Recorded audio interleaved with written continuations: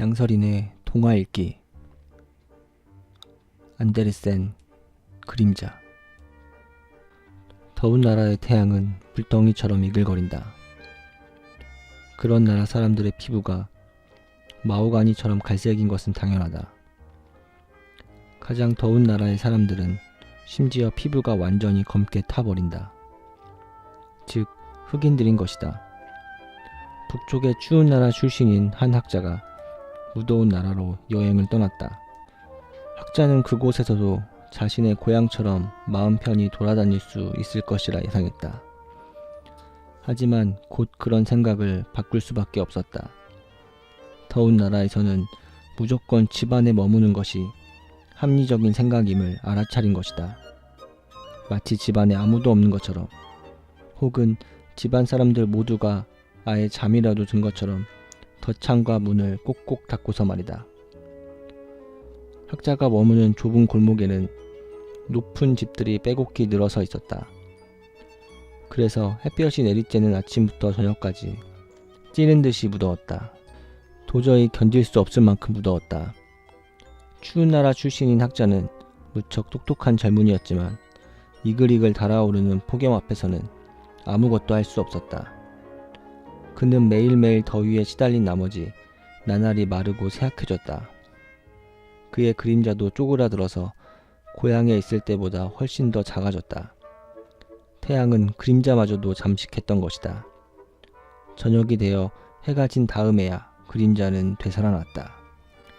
자신의 그림자를 보는 일은 학자에게 큰 즐거움이었다. 저녁빛이 방 안으로 들어서기가 무섭게 그림자는 커다란 모습으로 벽에 우뚝 솟아올랐다. 심지어는 천장까지 닿았다. 기운을 차리기 위해서 힘껏 기지개를 켜는 것이다. 학자도 발코니로 나가서 기지개를 켰다. 맑은 밤하늘에 초롱초롱한 별들이 하나둘 늘어날수록 학자 자신도 점점 더 되살아나는 기분이 들곤 했다. 저녁이면 골목길 집에 사는 사람들 모두가 시원한 공기를 마시려고 너도 나도 발코니로 나왔다.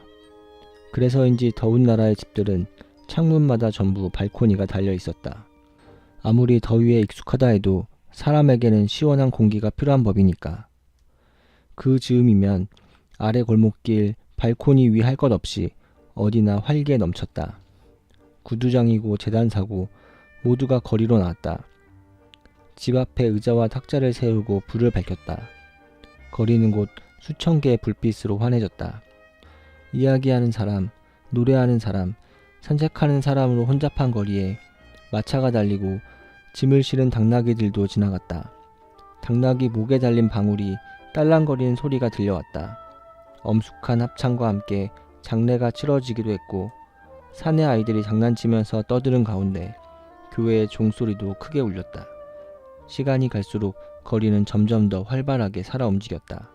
그런데 단 한 곳, 바로 학자가 머무는 방의 맞은편 집만은 고요했다. 그 집에도 분명 누군가가 살고는 있었다. 태양빛을 듬뿍 받은 꽃들이 발코니에 참으로 눈부시고 싱싱한 상태로 있었기 때문이다.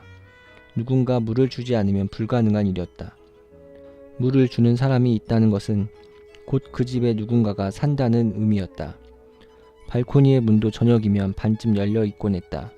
하지만 집 안쪽은 컴컴했다. 적어도 발코니가 있는 방은 불도 없이 어두웠으나 집 안에서는 음악이 흘러나왔다. 학자는 그 음악이 더할 나위 없이 아름답다고 느꼈다. 그러나 아름답다는 그 느낌은 학자의 착각일지도 모른다. 이 낯선 열대의 이국, 일단 뜨거운 태양만 지고 나면 이 도시 모든 거리에서 벌어지는 모든 풍경이 학자에게는 더없이 아름다웠기 때문이다.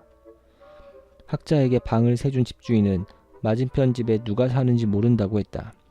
거기 사는 사람을 한 번도 본 적이 없다는 것이다. 게다가 집주인은 그 집에서 나오는 음악이 끔찍할 만큼 지루해서 듣기 싫다고도 했다. 아무리 해도 능숙해지지 않는 곡을 서툰 연주자가 자꾸만 되풀이해서 연습하는 것 같아요. 매번 같은 곡이잖아요. 이 곡을 제대로 연주해내고야 말겠어 하고 각오를 단단히 한 것 같은데 영 신통치 않아요. 어느 날 밤 학자는 한밤중에 우연히 잠에서 깨었다. 열어놓은 발코니 창으로 바람이 불어들어와 커튼이 흔들렸기 때문이다. 그때 맞은편 집에서 뭔가 이상한 불빛이 보였다. 꽃들이 한 송이 한 송이 찬란한 색의 불길이 되어 빛을 뿜었다. 꽃들 사이에는 날씬한 몸매에 매혹적인 여자가 서 있었다.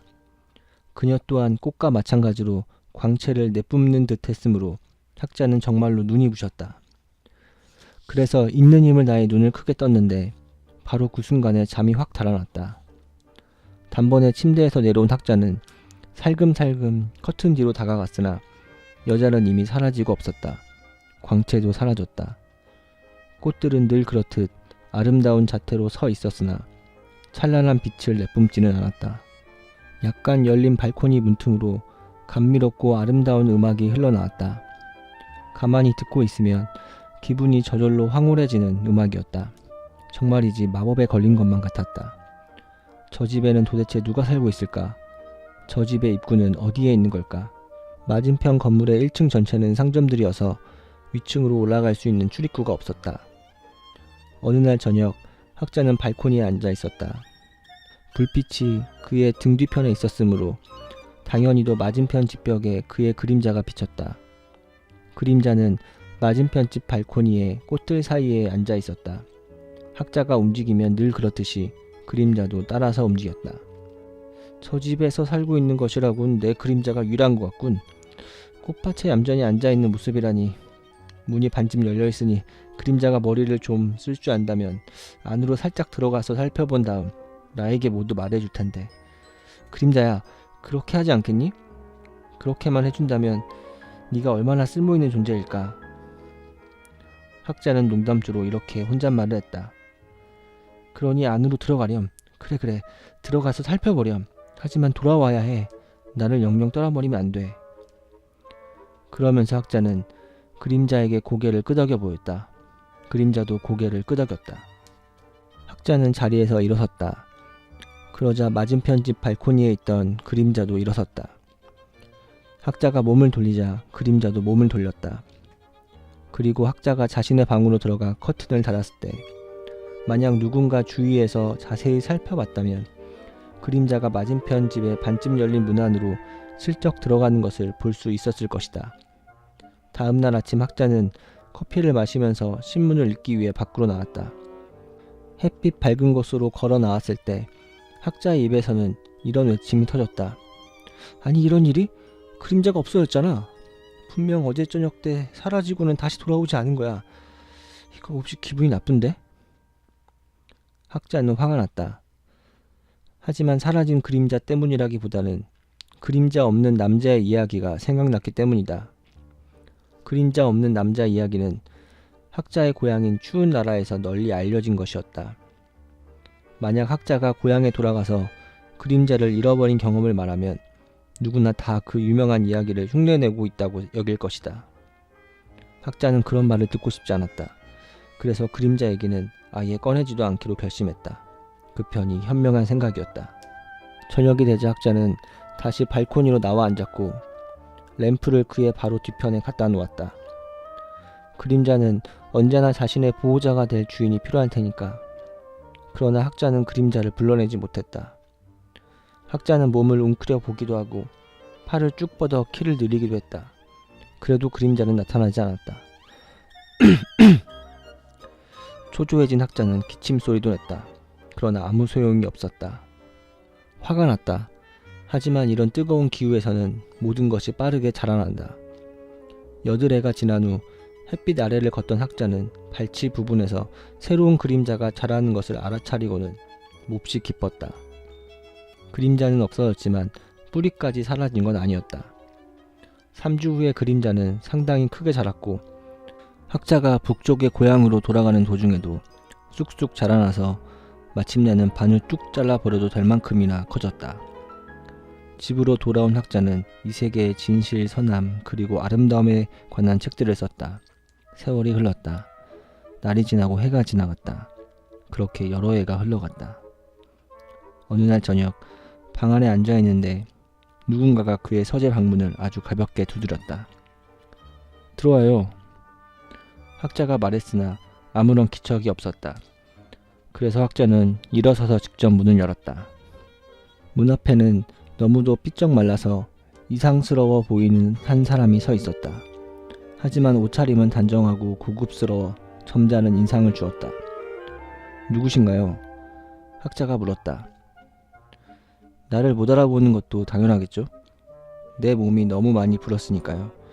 그 사이에 나는 살도 많이 찌고 이렇게 옷까지 입을 수 있게 되었답니다. 어쨌든 당신은 이런 근사한 모습의 나를 만나게 되리라고는 결코 예상하지 못했을 거예요. 아무리 그래도 어떻게 자신의 옛 그림자를 알아보지 못하나요? 당신은 내가 돌아올 거라곤 생각도 하지 못했던 건가요? 당신의 몸을 떠난 이후에 나는 정말로 잘 지냈어요. 게다가 여러 가지 면에서 꽤 넉넉해지기도 했답니다. 이제는 자유를 원할 경우 그걸 살 만한 능력도 있단 말이죠. 방문객이 말했다. 그는 시계줄에 주렁주렁 매달린 값비싼 장식물들을 절렁절렁 흔들어 보였다. 그리고 목에 건 황금 목걸이 뒤로 손을 가져갔는데 세상에 10손가락 모두에 다이아몬드 반지가 번쩍거리고 있었다. 심지어 전부 다 진짜 보석이었다. 아니, 무슨 소리를 하는 건지 도통 모르겠네. 알아듣게 말 좀 해봐요. 학자는 어리둥절할 뿐이었다. 그러자 자신을 그림자라고 밝힌 남자가 말했다. 그럴 거예요. 평범한 일은 아니니까. 하지만 당신 자신도 그리 평범한 사람은 아니잖아요. 당신도 알다시피 나는 태어나면서부터 당신만 따라다녔죠. 그런데 당신이 말했어요. 나도 이제 다 컸으니 혼자서 세상에 나갈 수 있다고요. 그 말을 듣자마자 나는 내 길을 간 거랍니다. 지금 나는 정말로 부유하게 살아요. 그런데 이상스럽게도 그리움 비슷한 것이 자꾸만 나를 붙잡더군요. 당신을 한번 만나보고 싶었어요.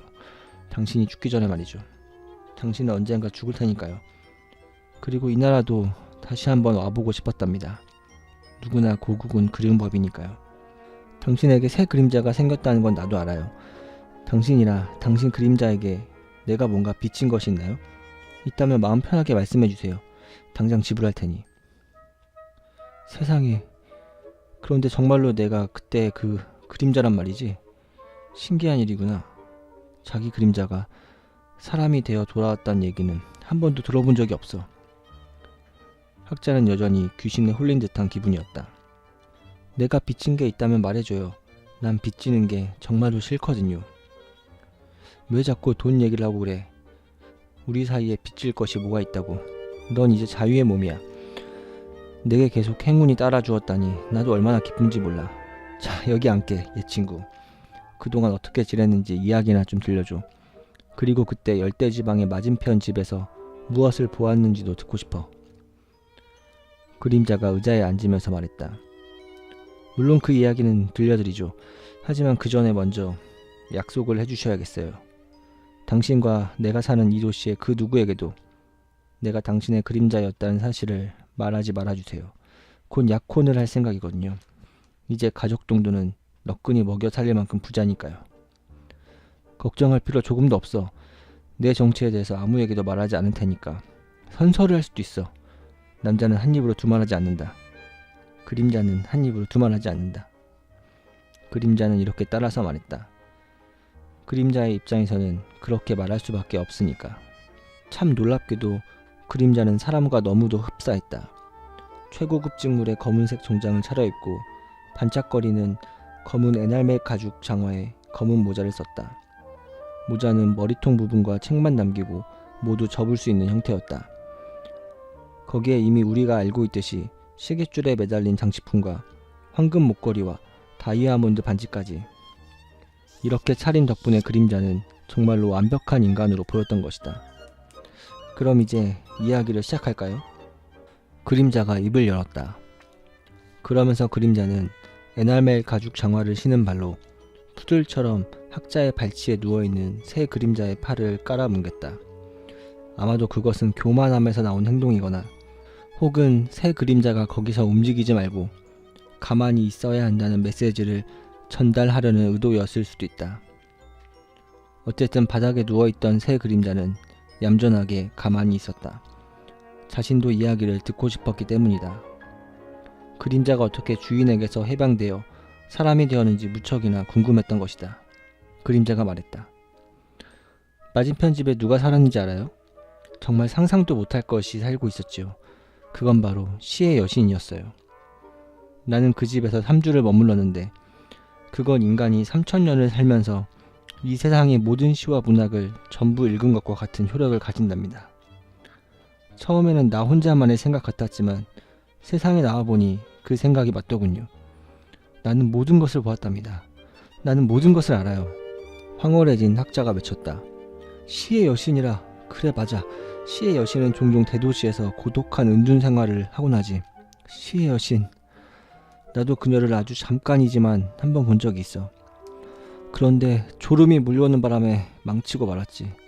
그녀는 발코니에서 오로라처럼 빛나고 있었어. 이야기를 계속해봐. 계속 들려줘. 너는 그 집 발코니에 있다가 집 안으로 들어갔고 그런 다음에는 뭐가 있었지? 안으로 들어가니 응접실이 나왔어요. 당신이 항상 발코니에서 건너다 보곤 하던 그 응접실이죠. 등불은 없었지만 어디선가 희미한 빛이 흘러 들어오고 있었죠. 발코니와 마주보는 곳에 방들과 홀이 쭉 연결된 긴 복도가 있었는데 그 문들 중에 하나가 열려 있었던 거예요. 그곳의 방들은 모두 환하게 불이 밝혀져 있었거든요.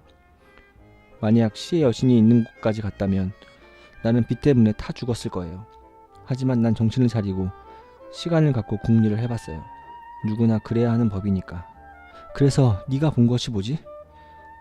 학자가 다급하게 물었다. 모든 것을 보았죠. 전부 들려드릴게요. 하지만 그 전에 부탁이 있답니다. 잘난 척해서 하는 말은 아니고 자유인으로서 그리고 많은 지식을 소유한 입장에서 하는 말이에요.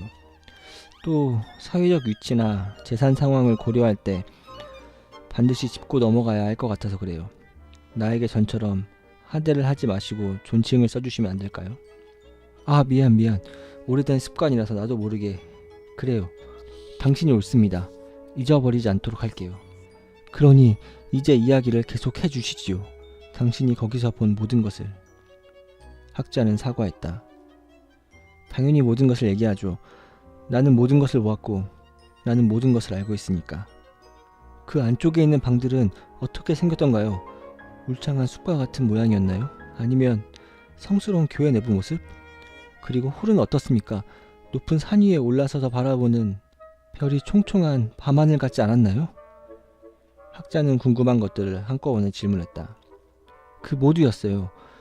그런데 집 안쪽으로 깊숙이 들어가지는 않았으니 응접실의 희미한 불빛으로 본 것이 전부이긴 합니다. 하지만 내가 선 위치에서는 모든 것이 다 잘 보였어요.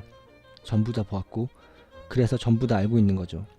난 그 집의 응접실에 시의 여신의 뜰하게 있었으니까요. 그래서 무엇을 보았습니까? 고대의 신들이 커다란 홀을 하나하나 통과해서 가던가요? 고대의 영웅들이 전투를 벌이는 걸 보았습니까? 아니면 귀여운 아이들이 뛰어놀면서 자신들의 꿈 이야기를 하고 있던가요? 내가 거기 있었다고 말했지요. 그래서 거기 있는 모든 것을 전부 보았다고 말하지 않았습니까? 만약 당신이 그 집으로 건너왔다면 당신은 사람으로 남아있지 못했을 겁니다. 대신 그림자인 나는 사람이 될 수 있었던 거죠. 그와 동시에 나는 내면 깊숙이 숨겨진 내 본성을 깨달았어요. 태어나면서부터 시를 사랑했으며 시와 불가분의 운명을 타고났다는 사실을요. 당신과 함께 지낼 때는 그런 생각을 하지 못했어요. 그러나 당신도 알다시피 태양이 떠오를 때와 저물 때면 나는 늘 기이할 만큼 커다랗게 변했죠. 달빛 아래에서는 심지어 당신보다도 더욱 뚜렷하게 보일 정도였어요. 그러나 당시의 나는 내 천성을 전혀 알아차리지 못하고 있었어요. 여신의 응접실에 들어선 이후에야 비로소 내 참모습을 느낀 거예요. 나는 사람이 되었어요. 그렇게 성숙해진 상태로 밖에 나오고 나니 당신은 이미 열대의 나라를 떠난 뒤더군요. 사람이 되자 나는 내 모습이 부끄러웠어요. 예전처럼 막 돌아다닐 수가 없었죠. 장화와 옷까지 인간들이 걸치는 가진 거칠애가 필요해진 거예요. 그래서 나름의 방도를 고안해냈어요. 당신에게는 전부 다 솔직하게 털어놓을 수 있답니다. 당신은 절대로 이 이야기를 책으로 쓰지는 않을 테니까요. 내가 선택한 방법은 빵 굽는 여자의 치마 속에 숨는 거였죠. 빵 굽는 여자는 자기 치마 속에 뭐가 들어있는지 별로 신경을 안 썼거든요. 그러다가 해가 진 다음에야 밖으로 나오곤 했어요. 달빛에 잠긴 거리를 돌아다니면서 담장 끝까지 닿도록 몸을 쭉 늘여도 보았어요.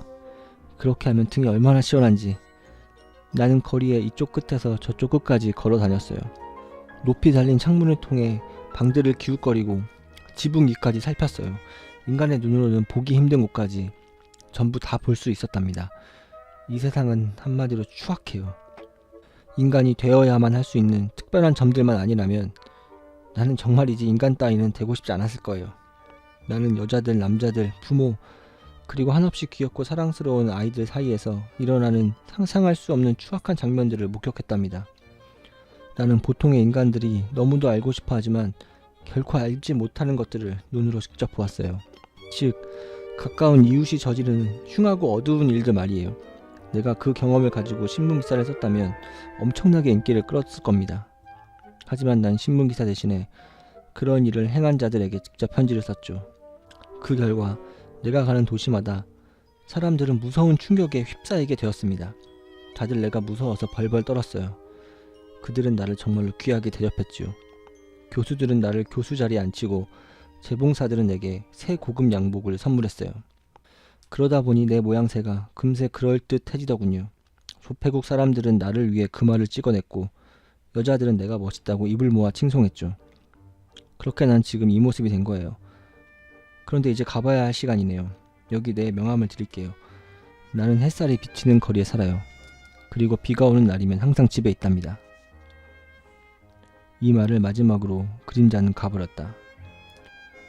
정말 믿을 수가 없군. 혼자 남겨진 학자가 중얼거렸다. 수년의 시간이 흐른 어느 날 그림자가 다시 학자를 찾아왔다. 어떻게 지내세요? 그림자가 물었다. 이 세계의 진실, 선함, 그리고 아름다움에 관한 책들을 쓰고 있어요. 하지만 요즘은 아무도 그런 책을 읽으려 들지 않으니 문제예요. 내가 진심을 바치는 일이 사람들에게 전달되지 못하니 절망적인 기분이랍니다.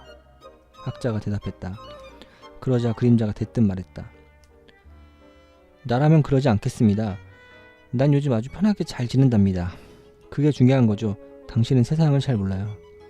그런 식이라면 혼자 고민하다가 병들고 말 거예요. 당신에게는 여행이 필요해요. 이번 여름에 여행을 떠날 계획인데 함께 가시겠어요? 누군가와 함께 가는 여행이 더 즐거울 거예요. 어때요? 내 그림자가 되어 함께 여행을 떠나는 게. 당신과 함께 간다면 얼마나 좋을까요? 여행 경비는 내가 다 대겠어요. 아니 그건 너무 심하잖아요. 학자는 당황하여 소리쳤다. 그거야 받아들이기 나름이죠. 여행을 하면 당신에게도 아주 이로울 거예요. 내 그림자가 되어준다면 내가 모든 경비를 다 부담한다니까요. 정말이지 어이가 없어서 말이 안 나오는군. 그런데 세상이 원래 그렇답니다. 앞으로도 계속해서 그럴 거고요. 그림자는 이렇게 말하고 가버렸다. 학자의 형편은 전혀 나아지지 않았다. 슬픔과 근심이 그를 떠나지 않았다. 그가 이 세계의 진실, 선함, 그리고 아름다움에 관해서 아무리 이야기해도 대다수의 인간들에게는 돼지 목의 진주나 마찬가지였다. 마침내 학자는 병이 들고 말았다. 선생님, 그러고 있으니 그림자처럼 보입니다. 학자를 만난 사람들은 이렇게 말하곤 했다. 이 말을 들을 때마다 학자는 소름이 끼쳤다. 그 역시도 그렇게 생각하고 있었기 때문이다. 어느 날 학자를 찾아온 그림자가 말했다. 온천에 가서 휴양을 좀 해야겠어요. 선택의 여지가 없어 보이네요. 예정을 생각해서 내가 당신을 데려갈게요. 여행 경비도 전부 대겠습니다. 당신은 여행하면서 글을 쓰고 내 말동무 정도만 해주시면 돼요. 어차피 나도 온천욕을 해야 하거든요. 수염이 자라지를 않아요. 이것도 일종의 병이죠. 사람이라면 수염이 있어야 하는 것 아닙니까? 기분 나빠하지마 말고 한번 잘 생각해주세요. 우리 함께 떠나보자고요. 그들은 함께 여행을 떠났다. 이번에는 그림자가 주인이고 학자는 그의 그림자였다. 그들은 함께 마차를 탔고 말을 탔고 걸었다. 태양의 위치에 따라 나란히 가거나 앞서거니 뒤서거니 하면서. 그림자는 언제 어디서나 주인의 역할을 당당하게 맡아서 했지만 학자는 그런 문제에 신경을 쓰지 않았다. 학자는 원래 마음이 너그러우며 성품이 온화하고 다툼을 싫어했기 때문이다. 그러던 어느 날 학자가 그림자에게 말했다. 이제 우리 잘 맞는 여행 친구가 되었군요. 생각해보면 우리는 어린 시절부터 함께 자랐으니 앞으로도 정말 형제처럼 스스럼 없이 지내기로 하고 존칭도 생략하는 것이 어떨까요? 이제는 사실상 주인이 된 그림자가 대답했다. 그렇게 생각하나요? 정말 솔직하고 호의적인 제안입니다. 그러니 나도 솔직하고 호의적으로 대답할게요. 당신은 학자이니 인간의 본성이란 것이 얼마나 복잡 미묘한지 잘 알 거예요. 어떤 사람들은 거친 갈색 종이를 만지면 기분이 나빠진다고 하죠. 또 어떤 사람들은 손톱으로 유리를 긁는 소리에 소름 끼쳐 한답니다. 그런데 나는 당신이 나를 너라고 부를 때마다 그와 똑같은 느낌을 받아요. 그럴 때마다 땅으로 꺼지는 것처럼 기가 죽어요. 내가 당신의 그림자로 살던 때가 생각나서 그런 거겠죠. 이건 자존심 때문이 아니라 그냥 순수한 느낌이 그렇다는 거예요. 그래서 당신이 나를 너라고 부르는 건 허락할 수 없어요. 하지만 나는 당신을 너라고 부르고 싶군요. 그러면 당신이 원하는 바가 절반은 이루어지는 것 아닌가요? 그날 이후로 그림자는 자신의 옛 주인인 학자를 너라고 불렀다. 이건 정말 너무하군. 나는 존칭을 하는데 저자는 하대를 하다니. 학자는 속으로 생각했다. 하지만 참는 것 말고 달리 도리가 없었다. 그들은 온천지에 도착했다. 온천지에는 외국에서 온 사람들이 많았는데 그 중에는 무척 아름다운 공주도 한 명 있었다. 공주는 너무 많은 것을 꿰뚫어 보는 증세가 있었는데 그건 무척 무서운 병이었다. 그들이 도착한 첫날부터 공주는 그림자가 심상치 않은 사람임을 알아차렸다. 사람들은 저 남자가 수염을 자라게 하려고 온천에 왔다고들 말하는데 나는 진짜 이유를 알아. 저 남자는 그림자가 없는 거야. 공주는 호기심이 생겼다. 그래서 산책길에서 그 낯선 남자를 만나 즉시 말을 걸어 대화를 나누었다. 공주는 왕의 딸이었으므로 이런저런 번거로운 절차는 생략하고 곧장 궁금한 내용에 확인에 들어갔다. 당신은 그림자가 없는 병에 걸린 것 같군요. 그러자 그림자가 대답했다. 공주님의 병이 마침내 회복되셨군요. 공주님이 사람을 너무 꿰뚫어 보는 탓에 괴로워한다고 들었는데 이제 그 증세가 사라진 듯합니다. 병이 나으신 거네요. 저에게는 아주 특별한 그림자가 있는데 그걸 눈치채지 못하시다니요. 항상 저와 함께 다니는 이 사람이 보이지 않으신단 말입니까? 다른 사람들이야 평범한 그림자로 만족하지만 전 평범한 것이 싫거든요. 하인에게 자신의 것보다 더 고급인 옷을 입히는 사람들이 간혹 있지요. 그와 마찬가지로 저도 제 그림자가 사람처럼 보이도록 차려입힌 거랍니다. 게다가 공주님도 보시다시피 그림자까지도 허용해 주었죠. 물론 돈이 아주 많이 들긴 했지만 전 다른 사람들이 하지 않는 일을 하면서 쾌감을 느끼니까요. 공주는 생각했다. 뭐라고? 정말로 내 병이 다 나은 걸까? 여러 군데를 다녀봤지만 효력을 발휘한 건 이 온천이 처음이야. 이곳의 물에는 정말로 신비한 치유력이 있나봐. 하지만 난 돌아가지 않겠어. 지금부터 막 흥미진진해지려 하잖아. 이 남자 묘하게 끌린단 말이야. 그런데 걱정이야. 여기서 저 사람 수염이 자라지 않는다면 이곳을 떠나버릴 텐데. 그날 저녁 커다란 무도회 장에서 공주는 그림자와 함께 춤을 추었다. 공주의 몸놀림은 사뿐사뿐 가벼웠지만 그림자는 그보다 더욱 가볍게 움직였다. 공주는 그처럼 능숙하게 춤을 추는 사람을 한 번도 만난 적이 없었다. 공주는 자신의 나라에 대해 이야기했다. 그림자는 공주의 나라를 알고 있었다. 그곳에 간 적이 있기 때문이다. 하지만 그때는 공주가 자신의 나라를 떠나 있었다. 다른 나라와 마찬가지로 거기서도 그림자는 낮은 곳뿐만 아니라 높은 곳의 창문을 통해서까지 모두 샅샅이 들여다보았으므로 공주의 질문에 전부 대답할 수 있었고 또 그 밖에 훨씬 더 많은 일들에 관해서도 안다는 인상을 주었으므로 공주는 매우 놀랐다. 공주는 그가 이 세상에서 가장 똑똑한 사람이라고 생각했고 그의 지식을 존경스러워했다. 그리고 그들이 두 번째로 춤을 추었을 때 공주는 이미 그림자를 좋아하고 있었다. 공주가 그림자를 하도 뚫어져라 쳐다보며 시선을 거두지 못했기에 그림자도 그 사실을 알아차렸다. 세 번째로 함께 춤출 때 공주는 하마터면 그림자에게 사랑을 고백할 뻔했다. 하지만 공주는 자신의 고향과 왕국, 자신이 다스려야 할 많은 백성들을 생각하면서 그 충동을 억눌렀다. 정말이지 아는 것이 많은 사람이야. 그것만 해도 좋은데 춤 실력까지 이렇게 훌륭하다니. 이 남자는 과연 기본적인 교양도 풍부할까? 중요한 문제이니 한번 시험해 봐야겠어. 이렇게 생각한 공주는 차츰 분위기를 바꾸었다. 그리고 공주 자신도 쉽게 대답하기 어려운 정말로 심오한 문제 몇 가지를 질문했다. 그러자 그림자는 기묘한 표정을 지었다. 공주는 좀 실망하며 말했다. 당신에게도 이건 너무 어려웠나 보군요. 그림자가 대답했다. 그렇지 않습니다. 어린 시절에 이미 배운 건데요. 그런 거라면 저기 문간에 서 있는 내 그림자조차 대답할 수 있을 겁니다. 그림자가요? 그건 정말 뜻밖이네요. 공주는 깜짝 놀랐다. 확실하게 장담은 못하지만 그 정도라면 내 그림자도 대답할 수 있을 겁니다. 벌써 몇 년 동안이나 한 몸인 것처럼 나를 따라다녔으니 그 정도는 그도 알고 있을 거라고 생각해요. 하지만 공주님에게 먼저 양해를 구할 것은 내 그림자는 사람으로 대접받는 걸 지극히 자랑스러워해요. 그래야만 기분이 좋아진답니다. 그래서 올바른 대답을 들으려면 일단 그가 진짜 사람인 것처럼 말을 걸어야만 해요. 그렇게 하죠. 뭐 그게 무슨 문제인가요? 공주는 흥분했다. 문간에 서 있는 학자에게 다가간 공주는 태양과 달과 인간에 관해서 인간의 외형뿐 아니라 내면에 관해서 심도 깊은 질문을 했고 그 자리에서 매우 지혜롭고 현명한 답변을 들었다. 공주는 생각했다. 세상에 이렇게 현명한 그림자를 둔 저 남자는 도대체 얼마나 멋진 사람이란 말인가. 저런 사람을 남편으로 맞으면 내 왕국과 백성들에게 크나큰 축복일 거야. 아무래도 저 사람과 결혼해야겠어. 공주는 그림자와 곧 결혼을 약속했다. 그러나 공주가 고국으로 돌아갈 때까지는 누구에게도 그 사실을 말하지 않기로 했다. 아무도 알아서는 안 돼요. 내 그림자도 마찬가지예요. 그림자는 말했다. 그에게는 다른 속셈이 있었던 것이다. 그들은 공주가 다스리는 나라에 도착했다. 그림자가 학자에게 말했다.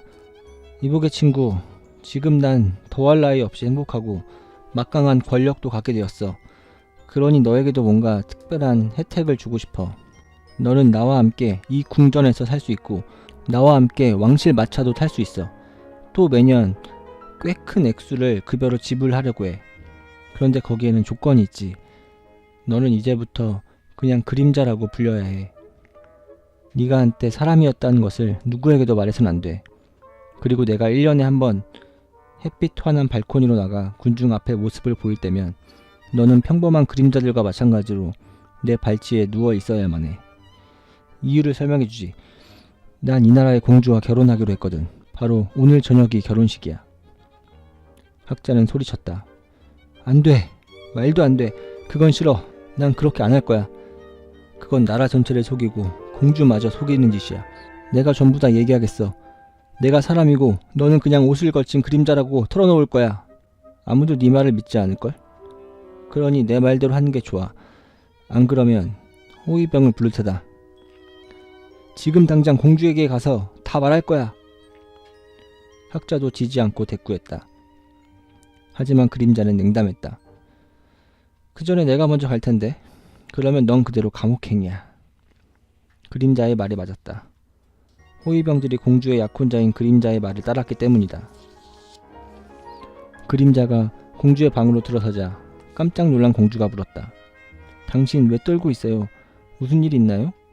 오늘 저녁에는 아프기라도 하면 절대 안 돼요. 우리 결혼식 날이잖아요. 그림자가 설명했다. 정말 무서운 일을 겪어서 그래요. 상상할 수 없는 일이 있었답니다.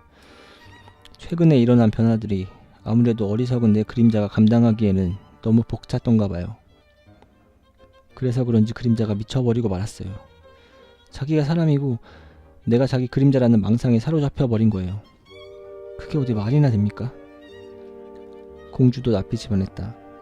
세상에 어쩌다가 그런 끔찍한 생각을. 그래서 안전하게 잘 가둬 놓았나요? 그럼요. 그런데 영영 회복이 안 될까 그게 걱정입니다. 공주가 한숨을 쉬었다. 불쌍한 그림자, 그런 불행을 겪다니. 광인으로 한평생 보내느니 차라리 죽는 편이 나을 텐데 곰곰이 생각해보면 그런 자들의 목숨을 고통 없이 끊어주는 일이 필요한 것도 같아요. 정말로 충실한 하인이었는데 그렇게까지 해야 한다면 가슴이 아파서 괴로울 거예요. 그림자는 정말로 안타까운 듯 한숨을 내쉬는 척했다. 당신 성품이 너무 고결해서 그래요. 공주가 말했다. 그날 저녁 도시 전체가 수많은 등불로 대낮처럼 휘황한 가운데 은은한 축포 소리가 울려 퍼졌다. 병사들이 총을 들고 도열했다. 결혼식 행사가 시작되었다. 공주와 그림자가 발코니로 나와 모습을 보이자 군중 속에서는 커다란 환희의 함성이 터져나왔다. 그러나 학자는 아무 소리도 들을 수 없었다. 그는 이미 죽임을 당했기 때문이다.